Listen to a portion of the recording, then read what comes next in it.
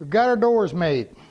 Now the door I'm going with is the original one I made, just with the grooves in it and the straight lines and with my tenons. And what I'm going to do, because I'll be able to route the back out and I want to show you that. But what I'm going to do is I'm also going to put a panel in my door.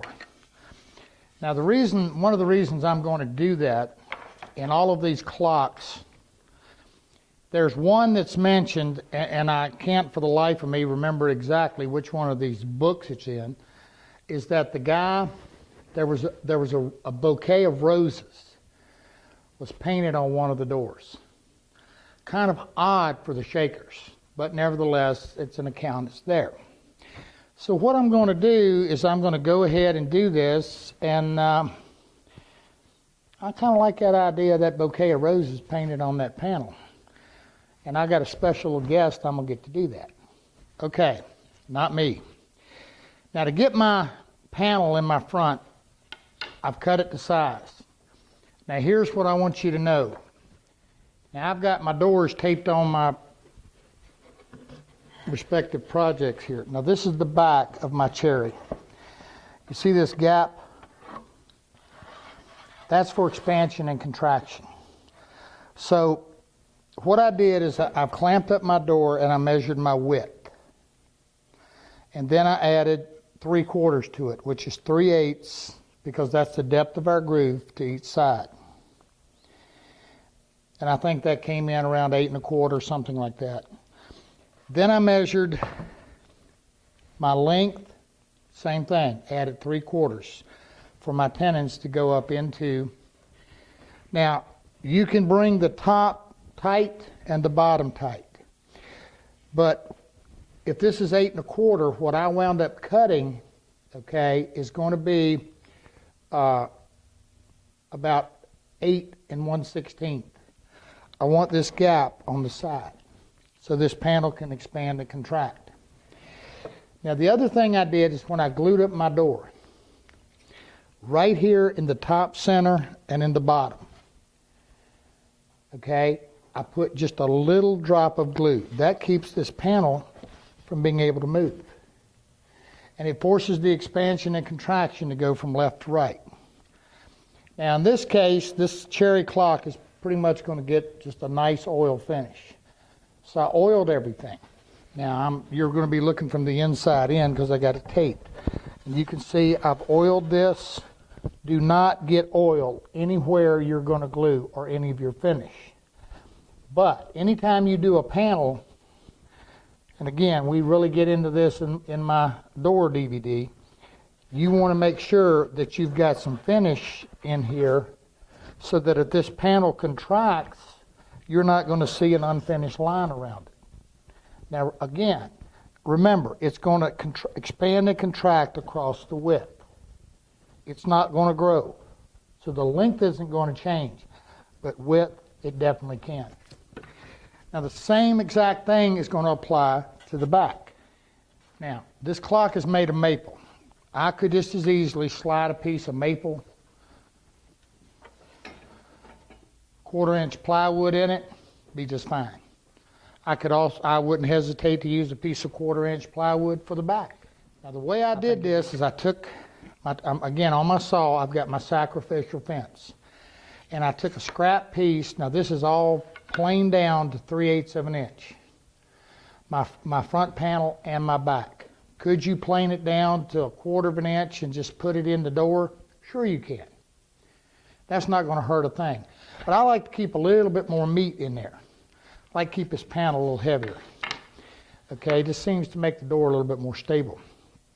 Now, so what I did is I just raised my blade and took a little bit off until I created a tenon that would fit into my slot nicely. Now all I have to do is basically run it to my width. Now here's the way I'm going to do it. I'm going to use two things. I'm going to use my cross cut. I do not want to do this. I don't want to do that. You could get a kickback.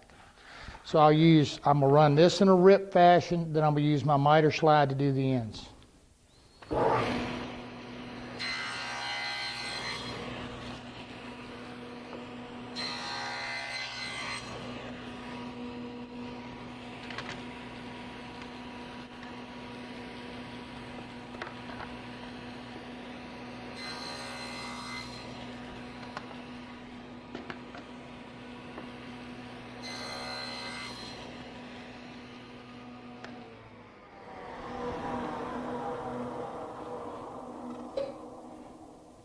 Again, if you got a dado, set it up, you can do it in basically one pass.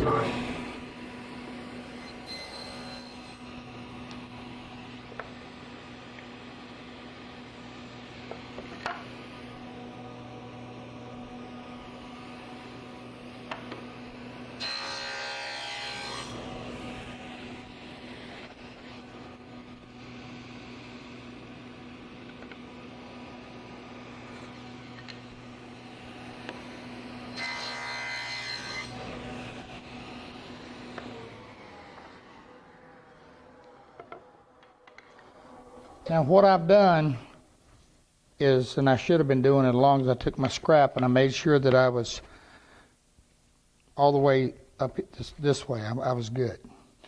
And I've got my expansion and contraction, but I'm even here. So I need a little bit more for expansion, but I only need it on the sides. So I'm going to come in and I'm going to add a 1/16. I think that'll be enough.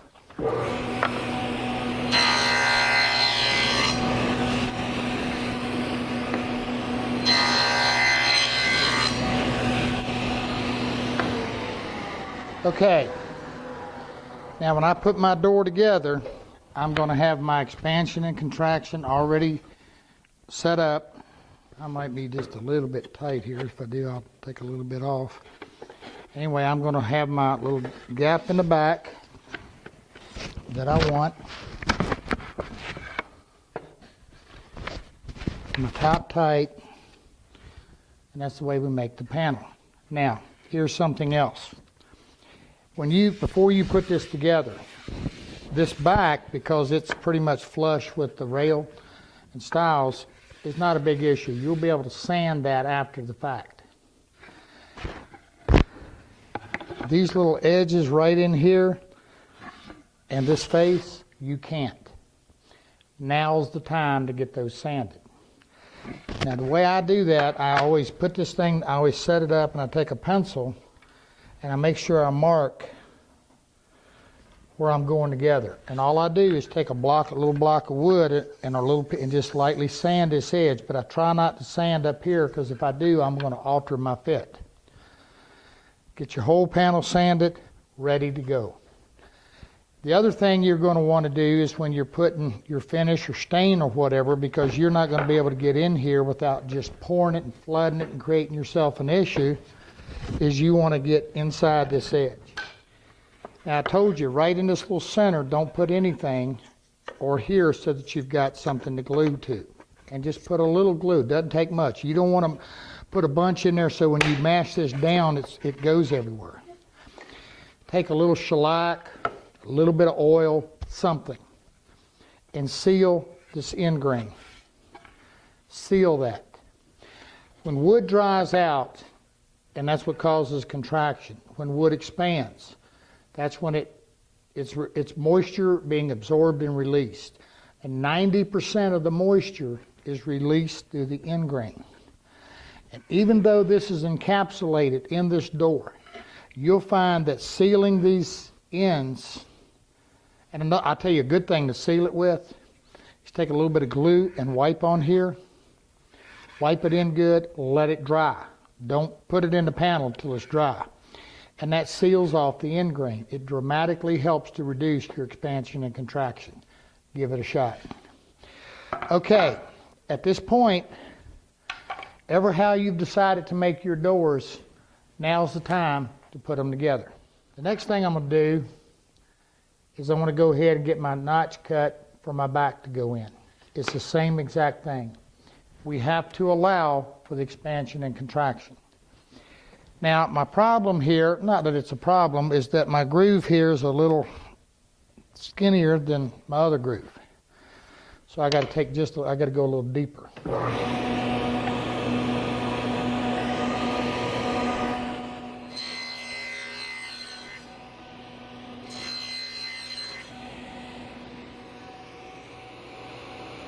Okay, all I did was take my measurement from this point to this point, subtracted an 1/8, I'm ready to go, or actually 3/16. Now I don't have to do the top and bottom, just the sides.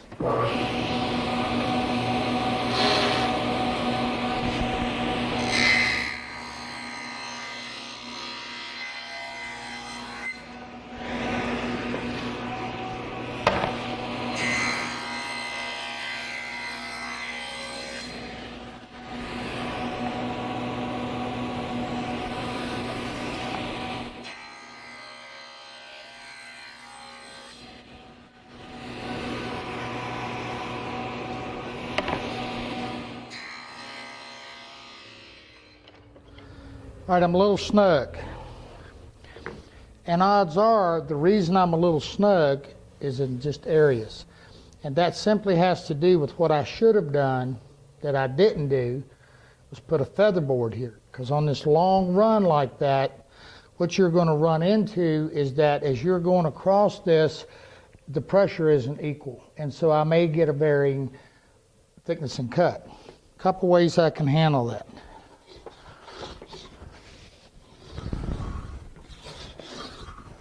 Little block plane or a rabbit plane, some call them a shoulder plane, whatever, is one way. And then there's that other thing.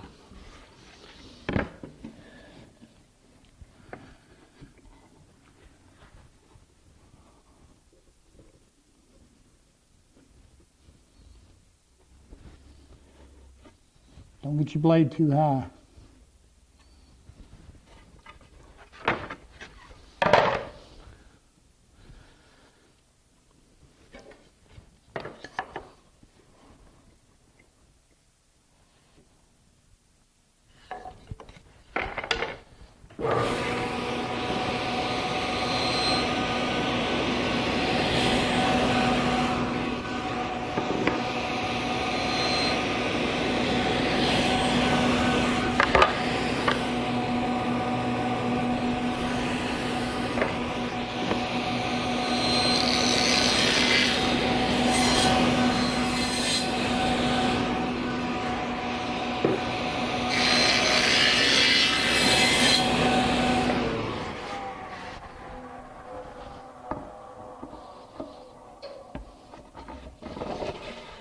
That's what I want right there.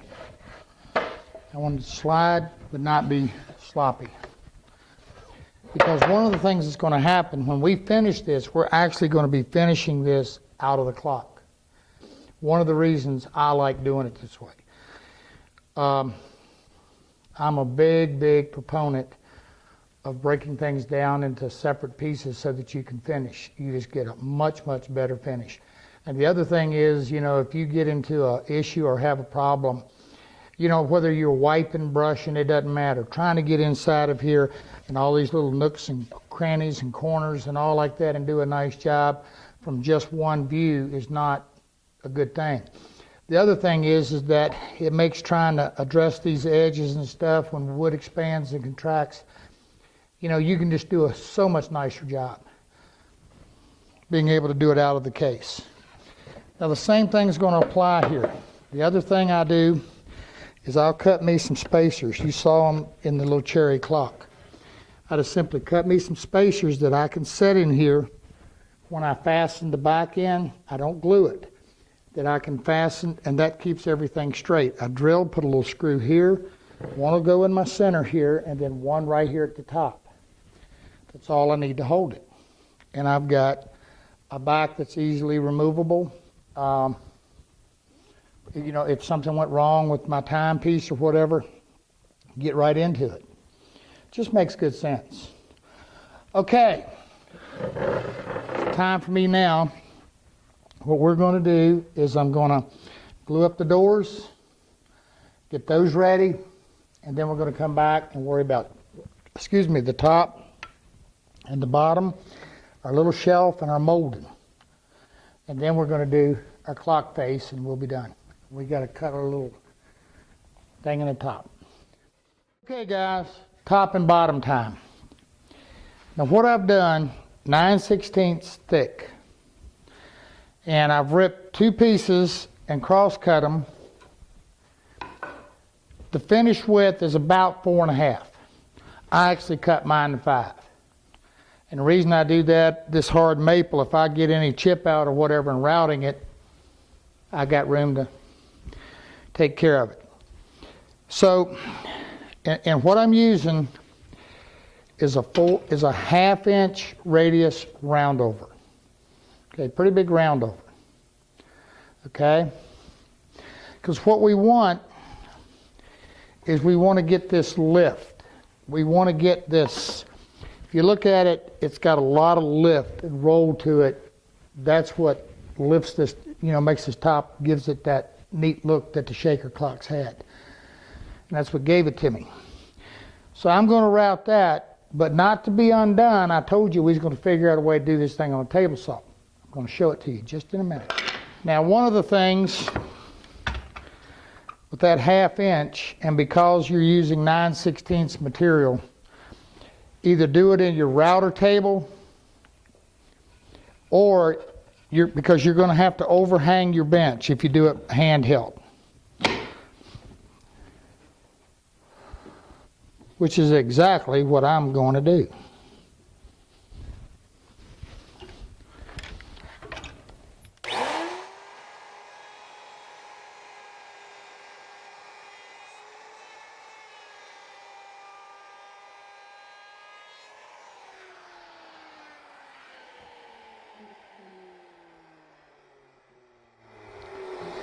Now sometimes when you're routing, and I've got a thing out there called bump cutting, and that's a good thing to look at.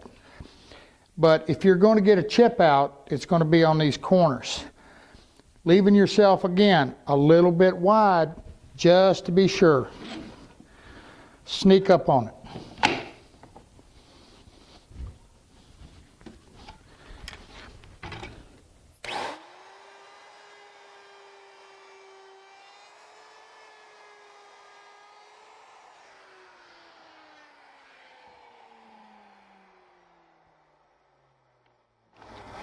Okay, that's our profile.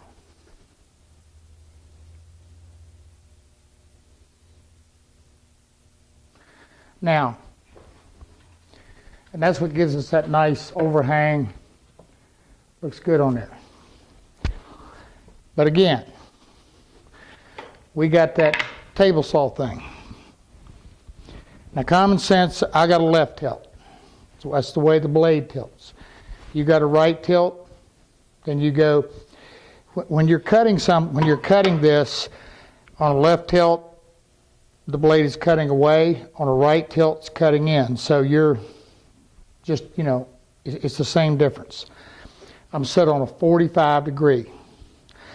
Now here's what I want to show you. I already played with it a little bit. Now, when you move your blade to a 45 degree, depending upon how close you got your miter slide, I had to move mine back. But here's what you want to do. You want to leave, I want to show you the objective. You want to leave about 1/4 inch reveal, or this edge right here around it. And so, play with it a little bit.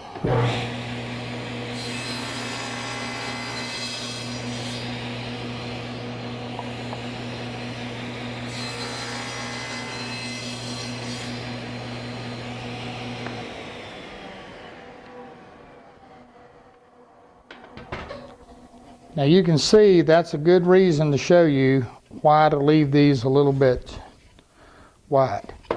Now you want to make your cut. Now what I did on this was where I was playing with a setup. So I'm just going to do the front edge just so you see, I'm just showing you how to do it.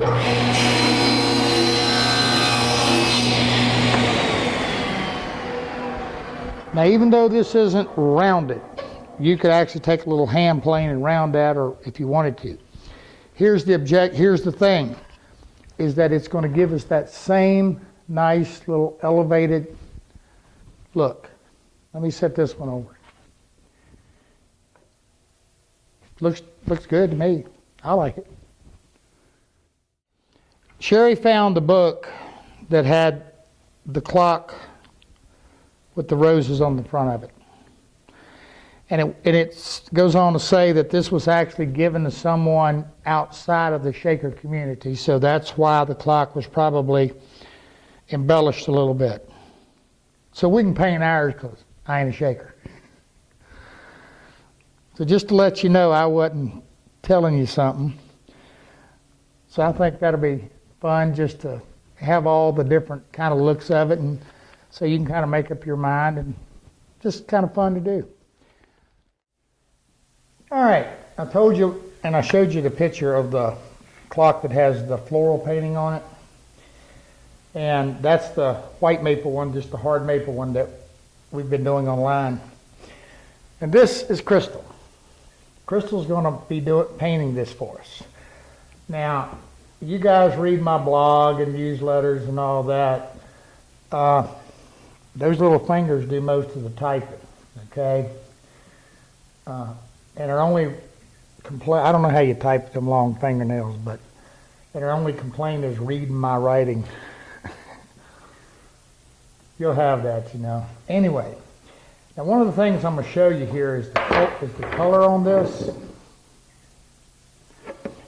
If you go back and you look at anywhere you got colored photographs, or if you've been fortunate enough as we have to actually see a lot of the Shaker furniture, a lot of it was pine, a lot of it was maple, of course this being maple, and it had this color, this kind of a yellow brown, and most of it had to do because they just simply used a varnish or shellac and just let it age, and that's what it came up to. So in keeping with that, I kind of wanted to do the same thing. So that's what we've done. Very nice. Okay, matched that color good, didn't it? Yes, you did. We can do color. Okay, and I'm also going to tell you that Crystal has agreed that anybody out there who wants a panel painted, she'll do it for them. You just send it to the shop and she'll take care of it for you. She also does the glassware, mother of three, and so when she's not here helping us or taking care of all them curtain climbers, this is what she does. And she has online a CGO glassware, and I know you guys make fun of me because I drink out of these little Irish mugs, but I like them, and she's the one who does the painting on them. You ready to paint? Yes, sir. Let's do it. Okay, Crystal, one of the things we did on this panel that you asked is that we've got a couple coats of finish on here. Mm-hmm. Why is that important? Well, if I make a boo-boo, I can wipe it off. If it doesn't have any finish, it's going to sink into the wood, and if I paint over that as you put the final coats of finish on it, it will show through again. So it's important to get a surface that can be wiped back off again. It also makes your brush flow nicer, doesn't it? It does, very much so. So what I did is I've got a couple coats of oil on here, and I scuffed it with some 400 grit sandpaper, just to give a little bite for the water-based acrylic paint. Now once it's done, I will finish back over the top of it. And I'm going to use again some waterlocks on it. I like that amber tone. I could also use a glaze, which will give it a little bit more of an antique look. But the amber tone in the waterlocks oil will give me a little bit of that, which is what the painting would have looked like as it aged. All right. Do your thing.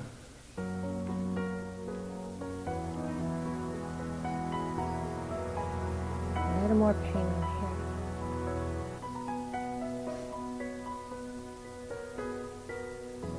I'm just going to go with a basic 5-petal flower. Not too fancy for the style of the clock.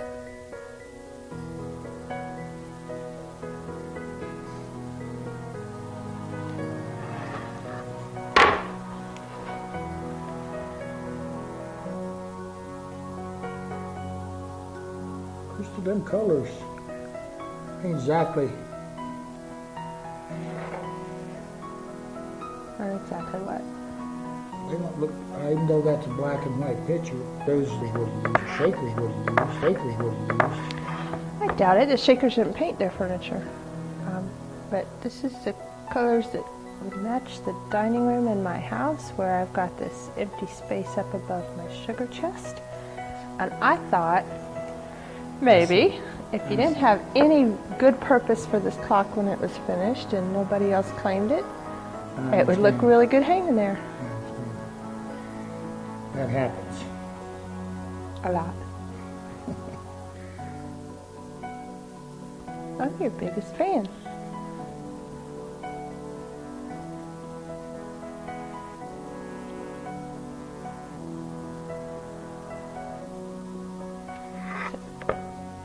I thought I brought a turntable with me. You need Turntable. So I don't scratch this up.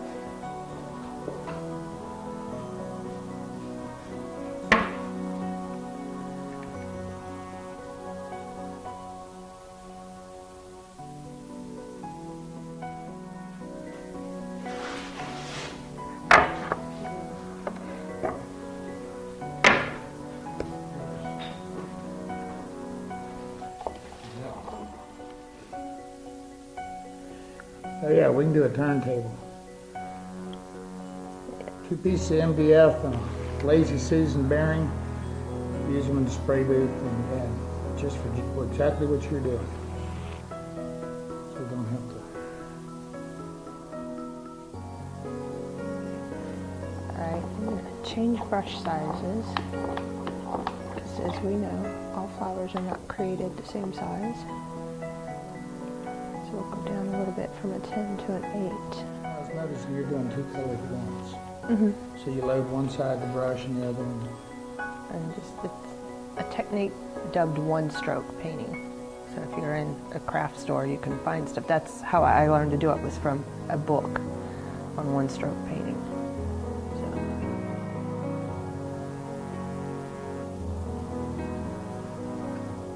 I probably reload more than other people do, but I like my color to really stand out. I don't want it looking too washed out. But yeah, some of the boxes and stuff you get, some of them I just lacquered over, some of them, and a lacquer, you can just take a spray can of depth and it'll work over an oil base as well. But also, like I said, just oiling over it is going to seal it in. It's looking too clustered. It's hard to get a good feel for it until it's all said and That done. doesn't me, because I ain't got a clue what you're doing.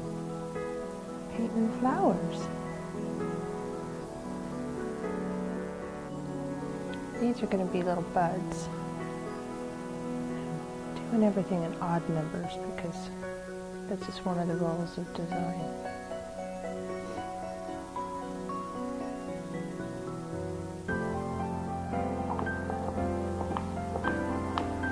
You want to see how easy it is to make flower centers? You could probably help me with this job. Take a little bit of the color you're going to center with, put it on the tip of your paintbrush, and anywhere you made a boo-boo, dot it. You wouldn't know anything about that either. Fix it. Can you dot that little filler spot right there? It came in pretty good, but... Oh, I bet you we can get a leaf over the top of that. And you can I do was this. going pretty fast when I was doing these because I had to get all this done to get filmed and get all of that. And that panel wound up, and I made a mistake, and that was the little pin knot was supposed to be in the back, and somehow or another when I wasn't paying attention when I cut, I could have put this behind the dial face, but no. I wound up putting it right dead center front of the clock. You'd be surprised how many of the pieces I've painted have a little curlicue or a leaf where one was not originally planned. So now I've got my greens mixed, and we're just going to take the paintbrush down and do some. You'll really see it start to come to life here. Well, I had no doubt.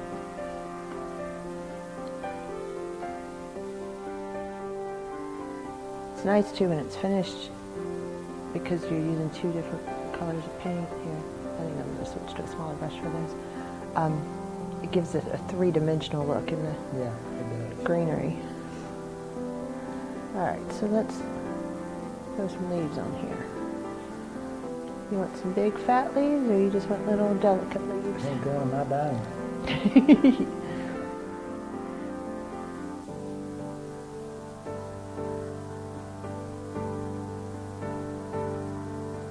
see that stem came out a little thicker than I would like. The leaves are a little delicate. I'm going to tell you guys something. These craft paints, you would be amazed. Now, you got to play with them just a little bit, but I'm going to tell you what, just like that little knot right there, if I wanted to, you can actually, by having a little bit of an arsenal of some of the colors and do a little mixing, okay, they make just absolutely great ways of covering up defects. I've done it more than I want to admit. That's one of the hard things, you know, and this is a good point to talk about this, because when customers come in our shop, a lot of people will come in, and you have several different types of clients. You have the client that comes in and who has an immense respect for the art, the craft, and the craftsmanship that goes into it, and they respect it. On the other hand, you have the customer that comes in who's just looking for furniture. I've had folks call and tell me that so-and-so, one of the really cheap, low-end furniture places had nightstands for on sale for $69. Could I do better? Oh, yeah. And so the thing that you understand, if you're in this business, is that, and I've said this, and it has always stood true, is you can sell more furniture standing in a pile of sawdust than you can in a showroom. And the reason for that is it brings reality to the people. And just like sitting here watching someone do this and understanding, the amount of time and effort and things that go into it. Not only just doing it, but the years and time you spend learning to do something. You have to cover those costs. But the general public's perception is just like the guy with the fireplace manner, and you have to be willing to educate them. You have to spend time and you have to talk to them.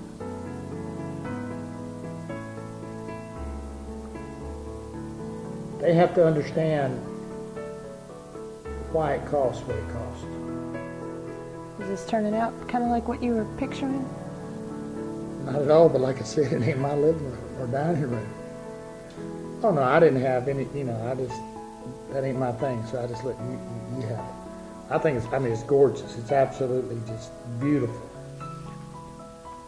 I never even bothered to think about it. I figured I'd just let you have it. It looks like you're doing quite well. Don't you think, guys? I like that. I like the colors in with the color on the maple. Yeah, I think it's really going to pop out once it's done.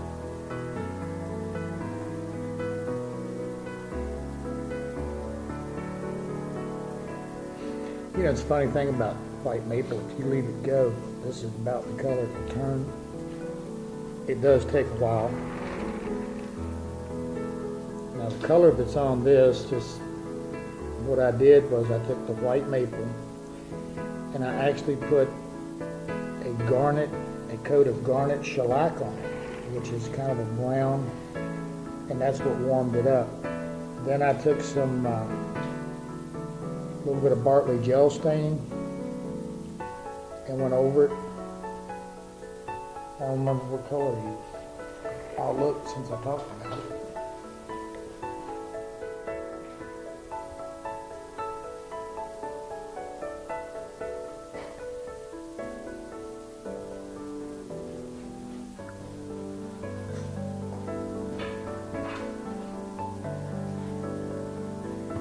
Then I used a little bit of Bartley gel for one cherry. That's how I got the color. Then I just started let it dry and just started putting a little oil on top of it. What do you think? I like it a lot. I guess I better sign it, huh? Yeah. That was forget. Do you put grass down there? I can. It doesn't matter to me, I just ask. Not usually. I just leave it random. There we go. Alrighty.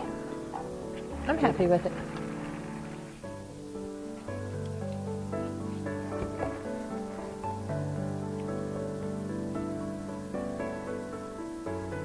Nice, huh, guys?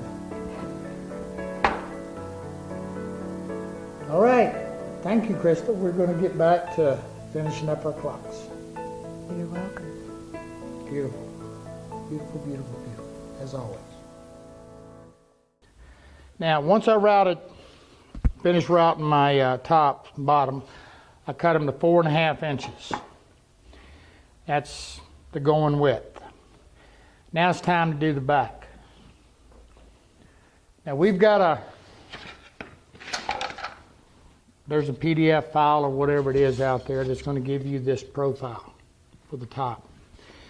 Now one of the things you're going to note different is my hole is a little bit higher than what would appear in a shaker picture. And the reason for that is it's a bigger hole. They had a very small peg they hung it on. And depending upon how you're going to hang it, you can go smaller or larger. And if you need to go, this is a 1-inch hole. If you need to go bigger, simply raise your arc a little bit. Anyway, the hardest part, and there's nothing hard about this, you can simply bandsaw it according to your profile. Now, the one thing I want you to notice is right here, this side has to remain straight. Now, the reason for that is that when you make your top, when you put your top, one of the things you're going to have to do is notch the back of it. Now, the reason for that is that, and because we're using solid wood and that expansion contraction thing, make sure your notch is about a 1/16 of an inch wider on each side than your actual part coming through. Is because once this slides in and your top comes on, we want it to set in here like so. Okay?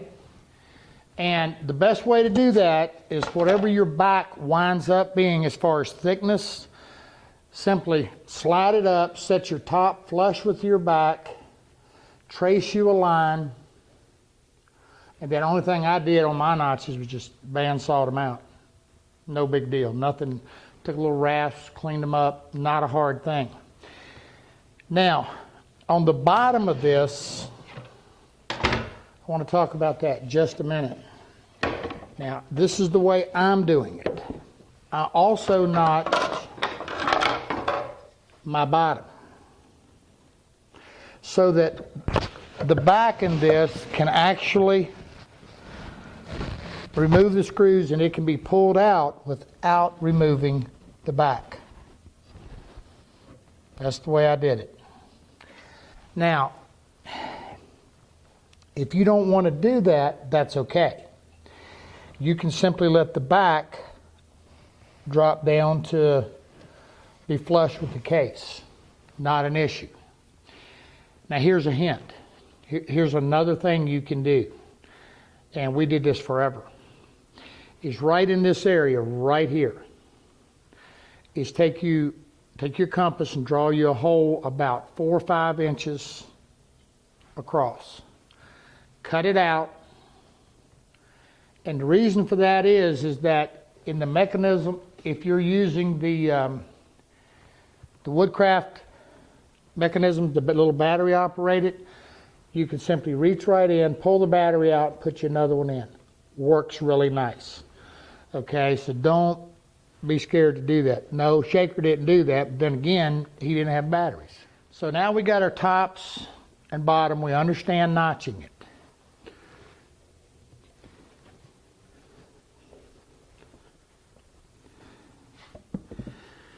And hopefully we understand the top. Now the way I did mine is I cheated a little bit. What I did is I raised my saw blade. And then I brought my fence over to where I needed to make my cut. And all I did is I came through this way. Now before I did anything. Now somebody's going to chastise me a little bit because that's not the safest way to do it. Just bandsaw it or use a jigsaw, either one. However, here's the key that makes it safe. When you do that, like I said, it would be square when I did. When you do that, pass all the way through and remove it. Don't try to come back through. It's when you come back through that this can try to pull away. And for goodness, I mean, you cannot do it without a miter. Don't even think about it. Okay? But just to take a little bandsaw, saw it out. That's exactly what I did. Took a little rasp, cleaned up my edge, and I'm good to go. Now, one of the things I like to do is I took a little 3/16 round over bit in my router, and I rounded over my hole, and I rounded over the top edge of my top. Just cleaning it up, making it nice and smooth. Not difficult. Okay. now we're going to come over and we're going to look at getting the face and the clock and everything in. Okay guys, now I want you to follow real close with me here. Now this is the one that we're using the clock it works in. Ain't that pretty? And I'll have my little glass in the side here. That's just going to be gorgeous. I like that. But I wanted something kind of unique for the face. So, by virtue of a little creativity and computer magic, and a little parchment paper and some laminating, you guys check out this face. Sherry did that for me. Ain't that pretty?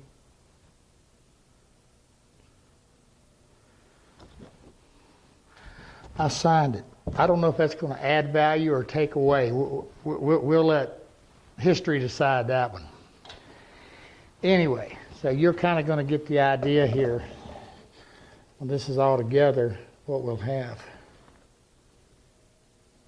Going to be pretty. Now to attach this, again, she had it laminated. What I will do is take a water base, just a little bit of spray contact adhesive, and glue it onto my piece of wood back here. Now I want to talk about that piece of wood a minute. The shaker, he used a solid piece of wood backer, okay, and his mechanism just simply went into the back of it and attached. That was it. Very similar to what we have here in the clocket. Now, and that was fine. And he used pine. And his face style was simply made out of paper. And he sat down and hand did them. Now, what I used was some plywood. Again, that expansion and contraction thing. Now, what I happened to use was just a 1/4 inch pine plywood. And the reason I used the pine was because I had a little piece back there that I could cut up and make these things out of. To buy a little piece of the little 1/4 inch Luan at the box store, do you great. Or you can use solid wood. If you use solid, make sure you allow for that expansion and contraction. I've read a lot on these clocks, and there's so many different ways that they mounted the face plates. It's unbelievable. So what I did was I wanted to do it in a very simple way. So here's what I did. The way this is going to work is that we're going to take a 5/8 wide, 1/2 inch thick. This piece is going to sit in here just like so. Okay? Now what this is going to do, now the reason we're having to do this is because the way this, we have to fit the face that we've got, which is an 8x8. Okay? This is our woodcraft. This is the one with the chimes. We have to fit our 8x8 in here. Okay? Now, so this piece actually acts as a door stop, so that when you close the door, you won't see any daylight or there won't be any gap, and so dirt and trash can't get in. There will be another one added right here underneath it. Now at the moment that looks kind of trashy or yucky looking. But what's going to happen once we're done and we apply our little molding that goes across here, of course you're not going to see this unless you open the door, and even then it's going to be very attractive because we're going to have our molding through the center. Then what I did is I simply took some 3/8 thick, 5/8 inch tall pieces, and I simply made a little frame. It's going to set in here. Now what that's going to do is that's going to cause this thing to actually sit back about 1/4 of an inch from the face edge here, so that it's kind of like framing a picture. Now, in order to install this, the only thing I'm going to do, I've got a pretty snug fit, the only thing I'm going to do is I'm going to drill a little hole and take a 1-inch finishing nail and just tap it in place. Now you could miter this, all kind of different things. That's up to you. On this one, I took a little round over bit and I rounded over the edge. The reason I'm not going to glue this in place is because trying to get in here and glue that, you're going to wind up getting glue all in here, and it's going to be a nightmare when it comes finish time. This way I can finish this off of the clock, set it in, tap my little nails in place, and no issue.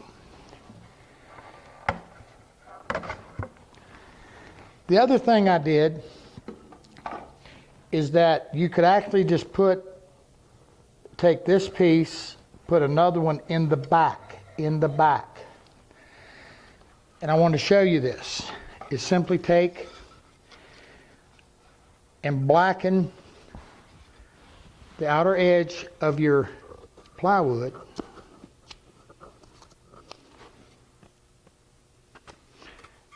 Lay it out, mask it off a little bit.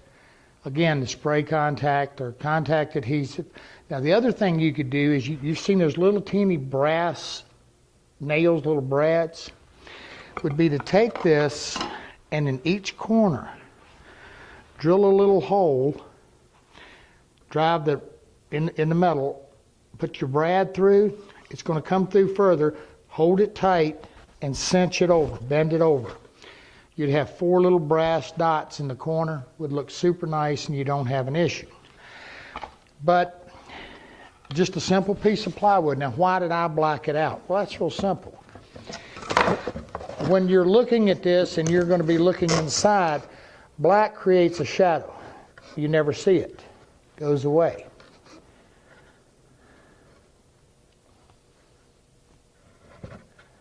Make a pretty neat little face in there. Now black, you could get a little spray can of black paint. You're not going to believe what I'm going to tell you. Some shoe polish, the liquid, black shoe polish, work great. What I used on mine was at the craft store, I get India ink, the water-based India ink, not very expensive. It's actually a water-based dye, and it's as permanent, and it's just, it's probably the blackest black out there. And the other thing you can do is simply take a magic marker and color it in, put a little finish over top of it. Black. Now, in order to locate your dial,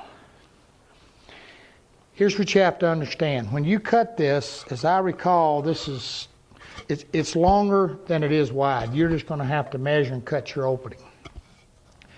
But here's the thing you want to do. Because it's longer than it is wider, to get your center, you need to measure ever how wide it is, measure that length down. If you go simply corner to corner, you're not going to get a true center. You're not going to get a center that's going to be where this. You can see the way this works. Okay, in order for it to hit the door, see this inner top is what's changing your dimension of being equal. In other words, what I'm telling you is that this inner top in the original shaker wasn't here. So that's why we're actually adding this piece. Not only that, it makes a good doorstop. But see, what happens is that when that's put in place, we're now square to the case itself. And that's what we want to be. Now, in this case, it simply screws on to the face. There's underneath where the little battery goes, there's some area in there you can put a couple little small screws. Be careful doing that because you've got a 1/4 inch plywood here. Here's a suggestion, and I ran into it a little bit on this one. Before you put your face plate on, screw your clock works on, because in the event any of those little screws come through, simply take a rasp or a file and file them smooth. Otherwise, if you're not careful, you could dent or damage your faceplate. Okay. Now, I'm going to show you a trick. Now, like I said, on this little face frame, you could miter it, you can do all kind of things. And you could just put it in as sticks. You don't have to necessarily make a frame out of it. But I just find that's a whole lot easier to deal with. Okay, for my trick. Now, what I did was, this is simply a butt joint. I laid it down, but put some glue, butted it up, clamped it, let it dry a little bit. But that is absolutely the single weakest joint in woodworking. And while the glue will hold it, it's not going to hold it but so long, because we've got an end grain here. End grain to flat grain is not a good joint. So I need to reinforce it. Now you could drill this and drive a little finishing nail down, but here's a neat alternative. I use this a lot. I think this is about a 5/64 drill bit.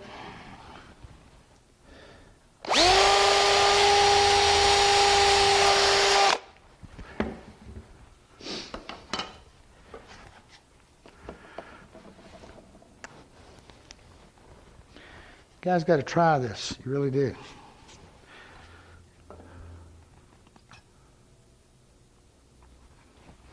I want to work a little glue down in the hole.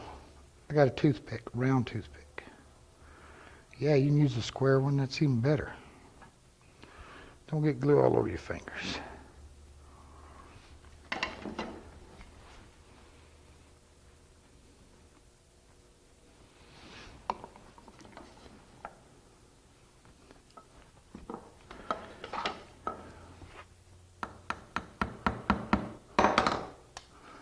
You will be absolutely amazed at the strength that adds to a joint. It's unbelievable. Because what it's doing, it creates what's called a shear, and the other thing it does is that you've got a flat grain to a flat grain. Most of your toothpicks are made out of maple. It's good, strong. Now, while I'm on the subject of a toothpick, I'm going to show you this, and particularly on the cope and stick doors, because our little tenon in there is only 1/4 inch. Now, I'll be honest, I've not seen any of them come apart. And here we've got a 3/8 by 1/4 inch tenon.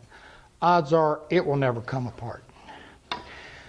But if you can go in from the back side, make you a drill stop or put you a little piece of tape so you don't drill through, and simply drill this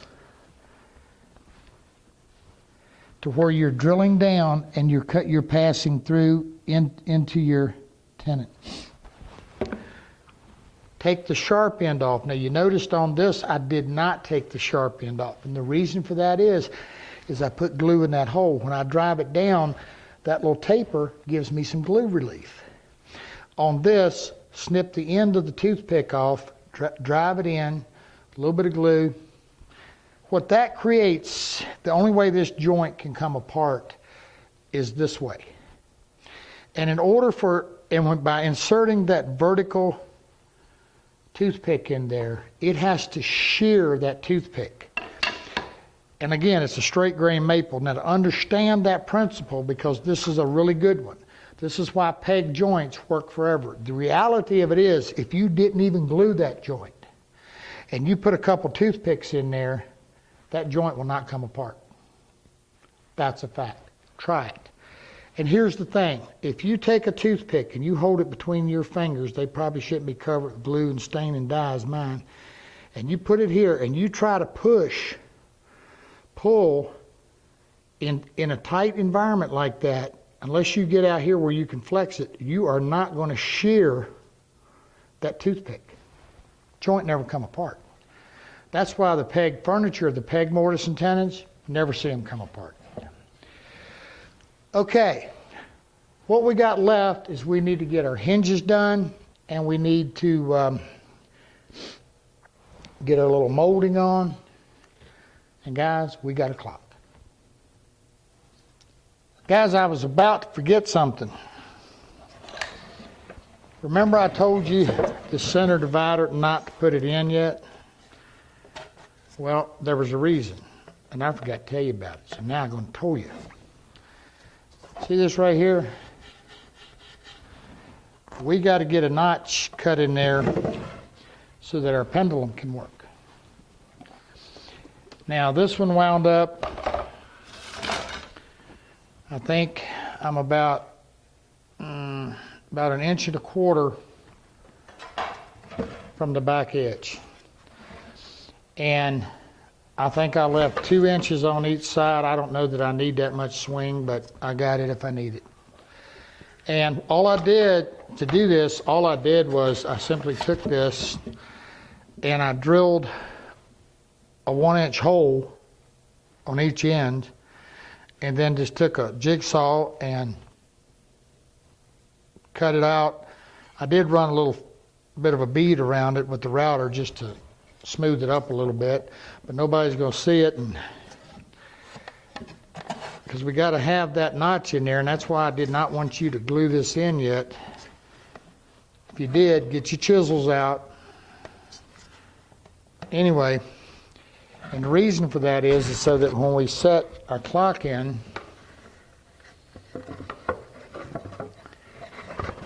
see if I can show you this, without knocking everything off.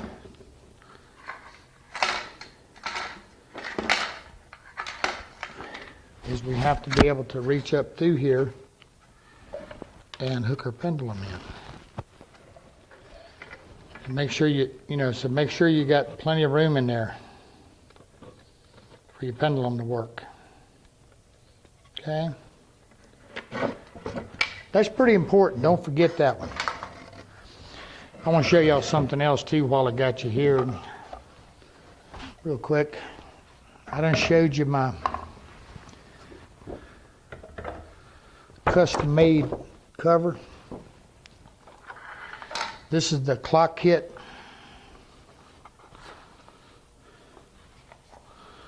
Dials that we're going to have. That'll be on the Tiger Maple one.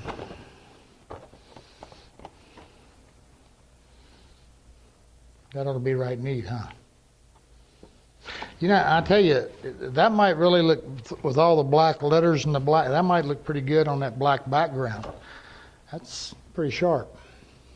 That's nice. Okay guys, it's time to get some hardware on these puppies. Now, I took my Tiger Maple and my Cherry and I mounted my molding on the front, which I got to show you how to route yet, because I was trying to move these along and I wasn't thinking. You run into that now and then, that I hadn't routed my mortises for my hinges. But I was lucky in the fact that I got a little trim router that I don't have a lot of, that was narrow enough that I could go ahead and do that. But we need to do the hinges before we mount the molding, so we got somewhere for our router to sit. Or if you don't have a router, a little chisel and a rasp does just fine. Well, let's talk about the hardware just a minute. And I already showed it to you, but now we're going to get a little bit more in depth. The brass hinges came from Woodcraft. Again, it's just a solid brass hinge, and it has a solid brass screw. Now, the other thing we got, you can get at Woodcraft, is you can get this is a 1/2 inch brass knob. Now, the other set of hinges that we're using is an antique. And these came from Horton Brass. Just beautiful. Now, one of the things I want you to notice on these, you got a small leaf and a big leaf. These are actually pretty much designed, I think, for a grandfather clock. But here's what's going to happen, okay, is that the small leaf we want to go on our box. And then the larger leaf will come over into our door. Now,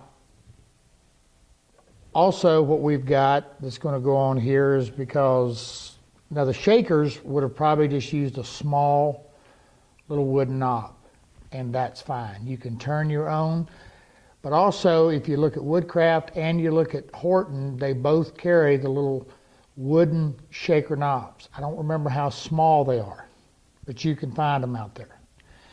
We're going to go ahead and use the brass. Now, this is another thing we're going to be using on ours, because we're going to dress it just a little bit, is I'm going to be using, it's hard for me to hold this and show it to you too. This is, I think that's a 5/8 knob. I told you wrong. And this is a 1/2 inch knob. And it's got a little backer plate that's that looks like this, and a little brass knob is going to go on it. That's what we're using, but just a nice little small knob. Now the other thing is the shakers. Again, you have to understand, in their world, the clock was a tool, it was an instrument, simply put. And so what they did on the sides of it, they actually had like a little eye hook with just a little hook on it. That's the way they held the door closed.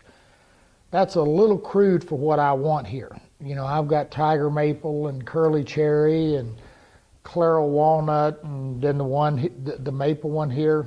I don't know that I want to put an old iron eye hook on the side. And I realize you can buy them in brass. But if you want to be authentic, then you can do that.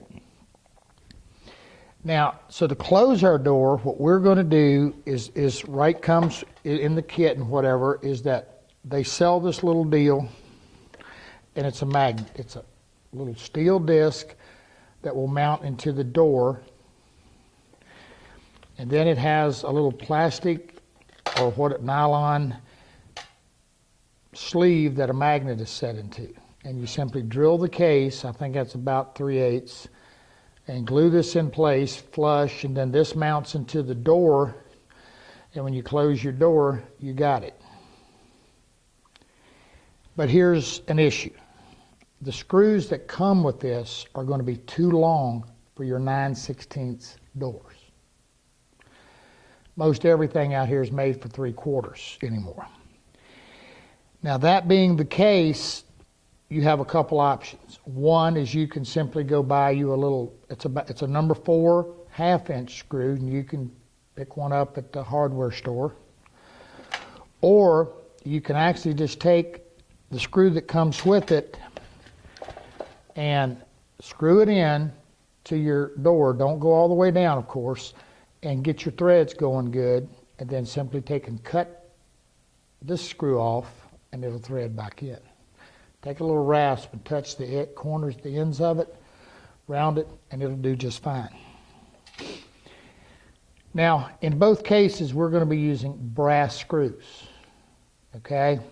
And I've got a video out there talking about this. Brass screws can present you with an issue. You can strip them out in a heartbeat. But I also want to tell you this, and I'm not doing a commercial, I'm just telling you, okay? The guys at Horton Brass sell screws, brass screws, slotted brass screws, which are nice. And of any screw I've ever used in a brass, they have got to be the toughest and the best. Okay?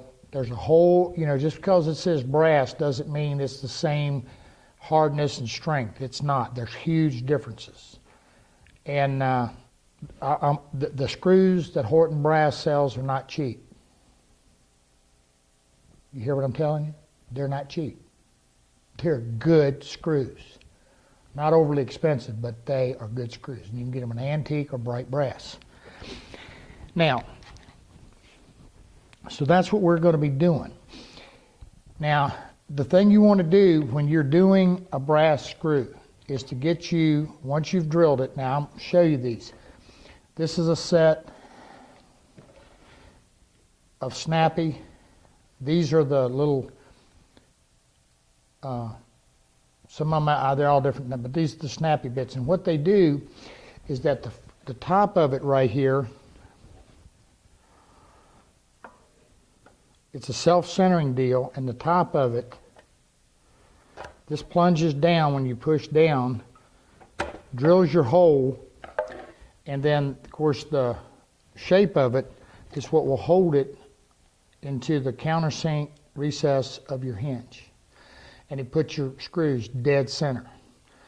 Now if you've ever messed with hinges, that's an absolute I mean, you got to have that. These are just a lifesaver. Now, here's a tip. What happens if you really screw up the hole and you get it off? In this size, one of the best ways to fix it is the same thing that we used on the little moldings and in the back of our doors on our clocks. Good old toothpick. Glue it in the hole, cut it off, re-drill your hole. Works great. And if you got a screw that's stripped out a little bit, drive a toothpick in it, snap it off, and put your screw in immediately. You will be amazed. Okay. So always use a steel screw to go in ahead of your brass screw. Because again, you know, particularly in this hard maple and stuff. Now there's another little thing out here. I think they call these widgets or gimlets. Can't remember. One of the two. This is what it looks like. You can Google them. I think they're called both. And it's simply a little high tensile strength wire deal that has a little teeny drill bit of sorts and the screws, the threads on the end.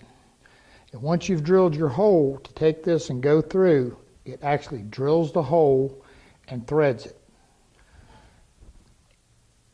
And I used to see these all over the place. I don't a whole lot anymore. I guess they didn't sell real well, and I don't understand that, because if you've ever dealt much with brass screws or screw stripping, these puppies right here will save your life. I promise you, they are an absolute, they're great. The other thing with the brass screw is use a lubricant. Now this is a stuff called Slideys we get from Mohawk. You can use beeswax. A thing that makes a great screw lubricant is the toilet rings, the toilet seats that you use when you set the wax that you use to set a commode with. Works good. Don't use bar soap. On brass, it wouldn't bother you. On steel screws, the most of your soaps have some lye in them, and the lye will eat the screw. So soap's not a good lubricant. A little candle wax will work. Okay. So we've covered that. Now it's time to route, and you know, I got to have one of these pans because my dog holes here in my bench, I'm always getting my stuff down through them. So anyway. Also make sure you got good screwdrivers that are going to fit the heads. That's another thing with brass screws. You can strip them out. Now, oh, by the way, the screws that, from what I can see in these hinges right here, it's going to be about a number 14. Yeah, it's about a number. It's for a number 14, a 13/64. Nope, I'm wrong. It's for about a number 4, but anyway, it's a 13. I've got them backwards. It's a 5/64. I'm telling you a lie. It's a 5/64. Okay. 5/64. Now, to set your hinge, the first thing is to set your router bit height. Now, in this case, I'm already set up for my brass hinges. But I'm going to show you how I did it. If you take your router and lay your hinge closed on it, set the top of your bit. If you let the bit come all the way past the leaf, you've gone too far. You want the edge of this cut bit to be just below the surface of the leaf, right at the point, right at the barrel point. Because what happens is when this hinge is closed, even though right now it looks like it's on a wedge, when this hinge is closed in a door, it's actually going to be looking it's going to be like that. So your thickness, your width out here is going to be the same as it is back here. You want to set as close to the back point as you can. The other thing you want to do is you also want to route a piece of scrap and make sure when you lay your hinge in it that at this back point you've got some leaf sticking up. If you don't, and the amount of leaf that's sticking up is actually what's going to be your gap in your door. if you try to set it too tight, a lot of times your door will pinch on the side a little bit, and your door will want to pop. It's just too tight. Your door's going to want to pop open. So a little space in there so that your door can work freely is a good thing. Now, there's a lot of controversy and there's a whole lot of discussion goes on out there as to whether or not you mortise both parts, meaning you mortise one leaf into the case and one leaf into the door. You know, it doesn't matter. It's whatever you choose to do. I normally do not mortise into my door. Sometimes I do, but normally I do not. And here's the reason, okay? If I mortise into the case and then I also mortise into the door, unless I am absolutely positively sure that I'm perfect, I have nowhere to go. I have no room to move a hinge around a little bit or anything, okay? It is what it is. Now, in the case of the hinges from Horton, you can definitely see a difference in the leaf thickness, okay? This is a very heavy hinge. So your mortise on this thing is going to be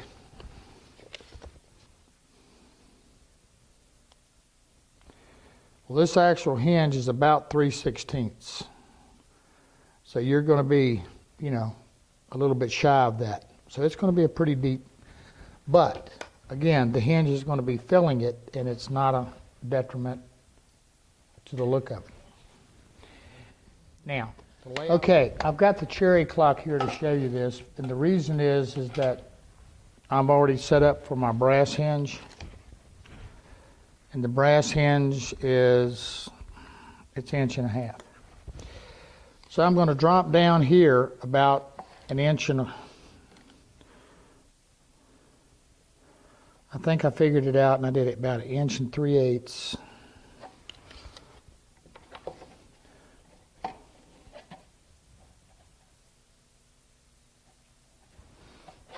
Of course, the same thing on the bottom.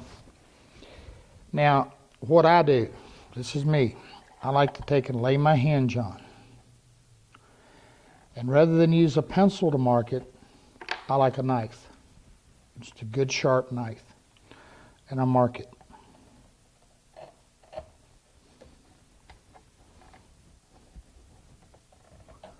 Now, why the knife? The reason for the knife is that the knife will allow my chisel, when I route this, I'll come to about here and to about here. I never try to go directly to the line. If I slip, then I got an ugly mortise. I don't want to see that. The other thing that when you're using a router, the rotation of the router bit, particularly on this side of this, can cause you to chip. So if you simply take a nice little saw, and again, don't try to saw the line, leave a little space. When you cut it, that's going to leave, and just angle down a little bit on this outside edge, about what the thickness of your mortise is going to be. Same thing here. The other thing is that this saw line will give you a good reference point when you're routing it to be able to see it real well. And that's another thing. You want to make sure you got a pretty good base on your router that you can see through pretty good. This little trim router, I'm going to tell you up front, that hole's pretty small, so you got to keep your eyes open.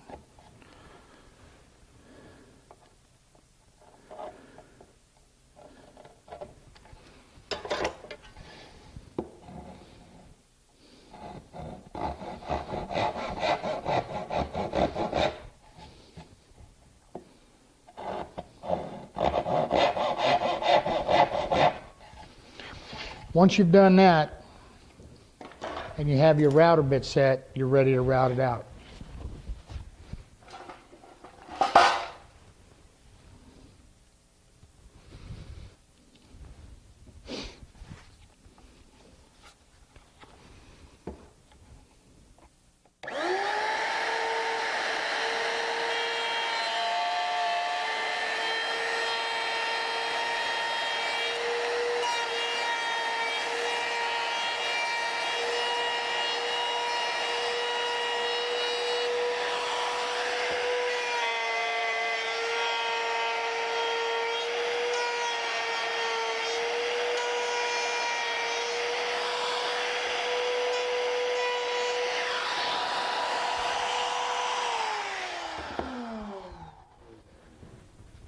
Once you've done that, and we talked about that line. The line is right here, not the saw mark. That chisel line will help you hold your chisel straight.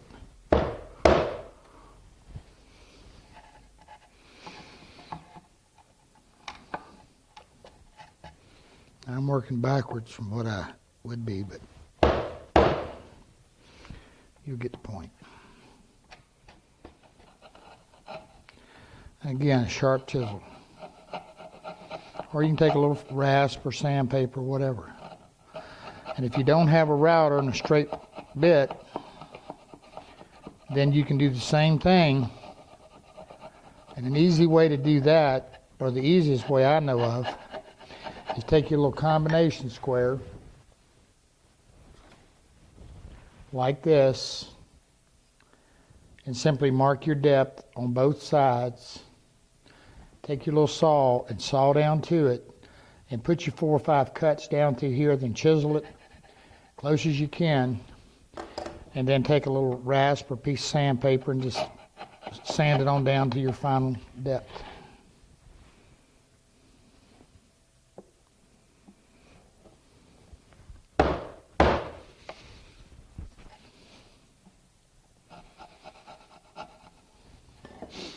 And when you're done, you will have a nice fitting mortise. Double check it. And when you close this is what I'm telling you. You want to make sure that right here you've got some leaf setting up. And again, the amount you have setting up is what's going to be your gap on the side. Then, to install the hinge, fold the hinge on 90 degrees, just like you see it. Then using your snappy bit, simply drill it. Lay your door on once you've installed those.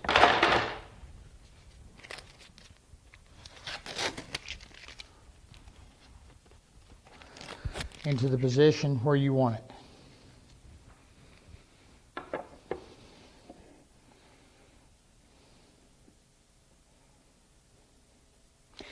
Now here's something I like to do. I like to cut a little piece of wood, whatever I want my gap thickness here to be, and that way I don't have a chance of my hinge moving. Then on the side where the hinge is, fold your hinge up and simply mark it. Now, I like these little 5mm lead pencils to do that because I can actually stick the lead out pretty good. Don't want to use a knife here because I'll scratch it. And the reason for that is it'll give me an exact. If you use a big pencil, just the tip of it will throw you off from the edge of your hinge. Then simply take the hinge, lay it on the door, line it again at 90 degrees, line it up, drill it, and you're ready to install the hinges. And guys, that's just about all there is to it.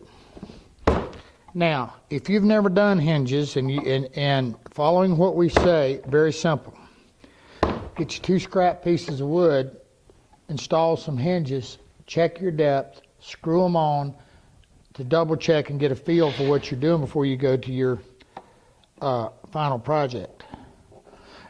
I think you've noticed through this whole clock build, that's something I have really emphasized. I do it all the time. I don't take a lot of chances. Now, let's assume for a moment that, common sense says if you got this too shallow, you simply take a little more off. If you got it too deep, what could you do? Well, on the left side, again, I'm going to repeat this, left side of the blade, your table saw, don't try to do this between the fence. You can cut you a little teeny thin piece of veneer and actually lay it in here until you bring it up to where you want to be. Glue it in place and Don't tell nobody.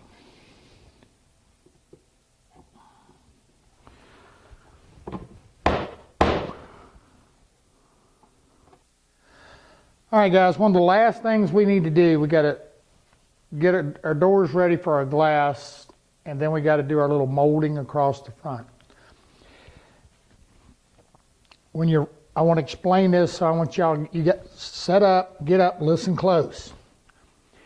When you're routing the doors, I showed you that we were using, forgot one of the doors, and I want you to listen carefully. If you use the small cope and stick router bits, I explained to you that the tenon on it is a 1/4 of an inch. That's all. Now, depending upon what rabbiting bit you have and how you did your door, you're going to have to do something here. In this case, on the one that I have to route out that I use the cope and stick on, I can only go 1/4 of an inch deep. That's all I need to. So what I did is I had to change my bearing.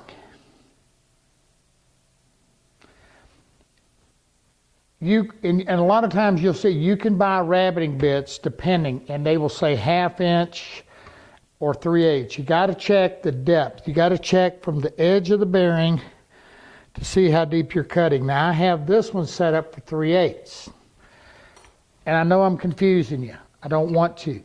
The reason I have 3/8, if you did the one where we did it on the table saw, then your profile, then you have to cut 3/8 of an inch deep.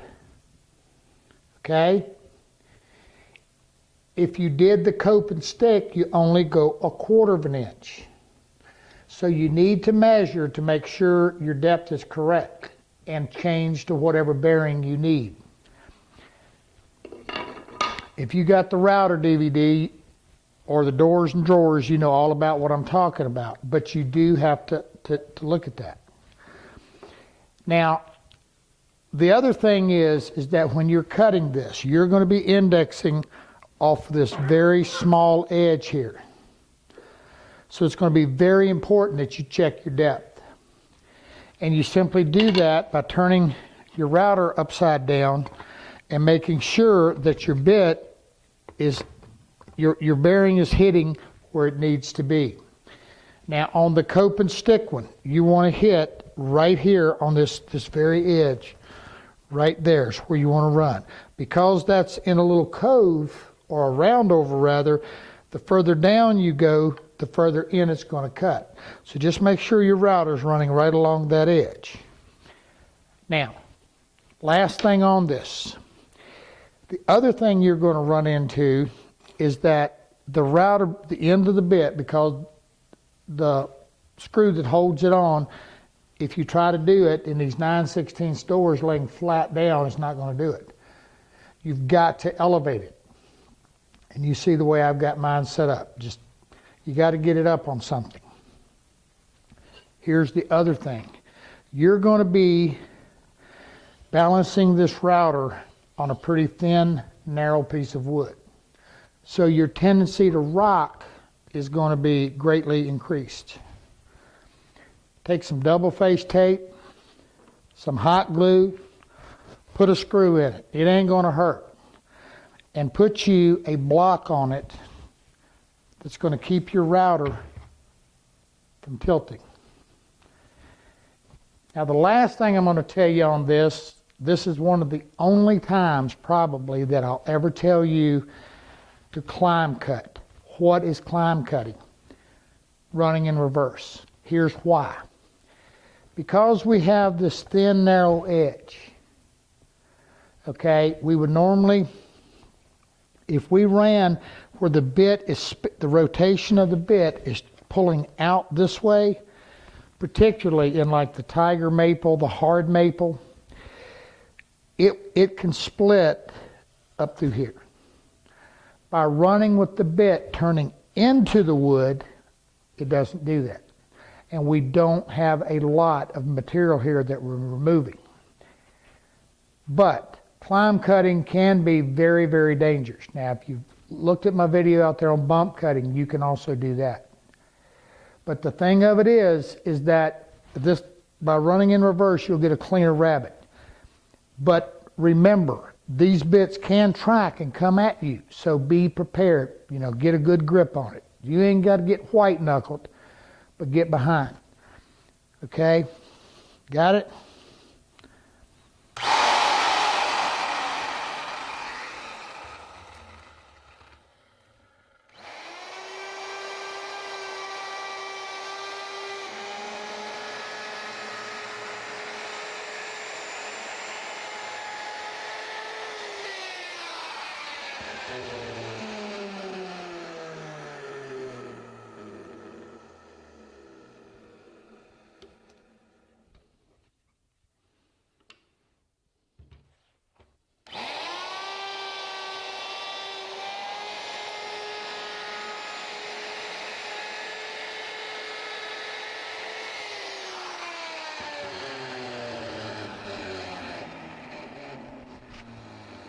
Okay, now to get this done, the only thing I need to do now is square my corners. And I've already told you guys a dozen times about using a knife to set it for a chisel.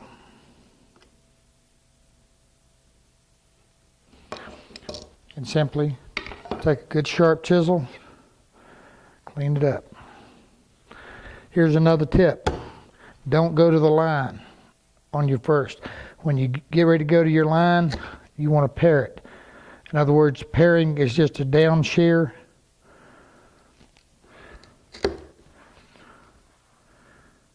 Slice it off. And you've got a nice square corner. Now also out there on the internet somewhere in cyberspace, there's a video on glazing glass in using a modeling clay. Tell you again, it works super. If you can't do that, then what you're going to have to do is you're going to have to pin nail some small strips around here. Now I'm going to warn you. When you do that, make sure you lay something over your glass so your little hammer doesn't give you an issue.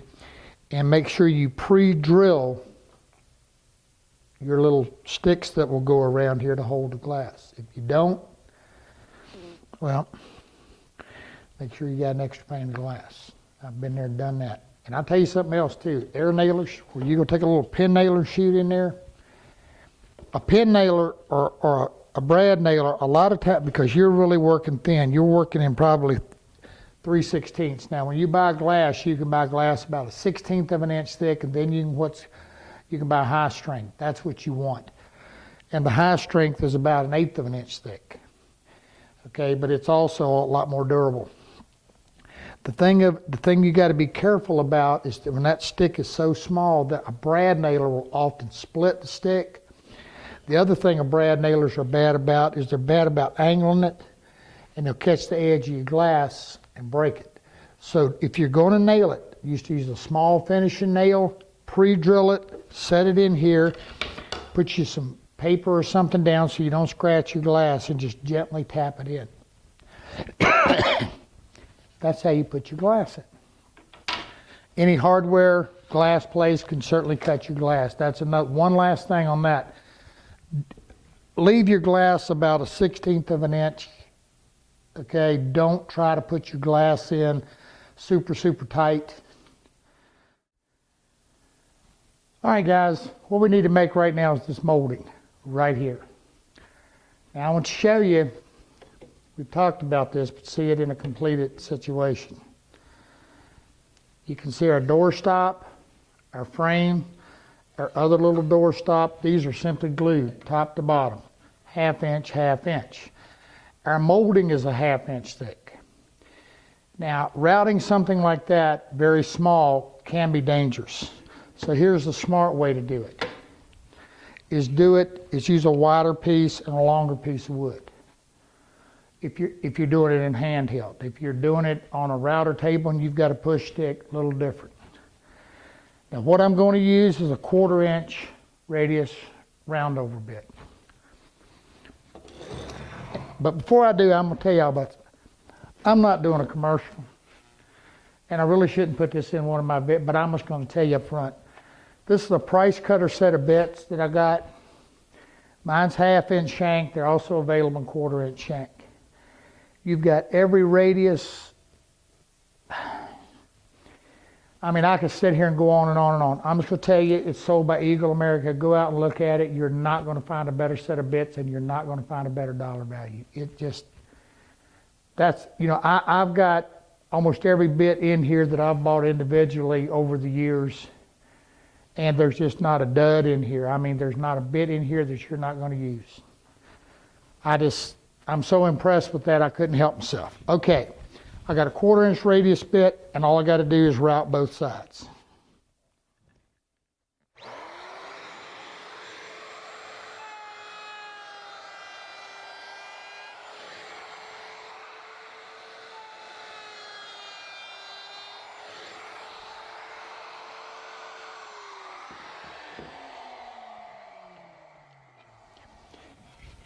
Now I'm going to show you this because I did it on purpose. Sometimes you can get a little center line. All you need to do, if that's occurring, is simply raise your bit just a little bit so that it's leaving just a little teeny flat spot right here in the center. But if you get that, a little bit of sandpaper, clean it off. The depth on this front to back is about 13/16. And then cut it to width. Glue it in place, and you're good to go. Yeah, make sure you get your hinges on there before you glue that thing on. Okay, guys, you've hung with me, and here's where we're at. I still got to put the glass in here, and I got a little bit more to do on them, but for the most part, clocks are done. I hope you enjoyed the build. I hope you learned something from it. That's the whole point. It's not so much about making a shaker clock, although I do hope you do that. But it's about learning different little ways and different things and different techniques. And like I said, the biggest goal in this is that you learn something. I'm glad you joined me, and I'm looking forward to seeing you when we do the next one. I'm Charles Neal. I'll catch you later.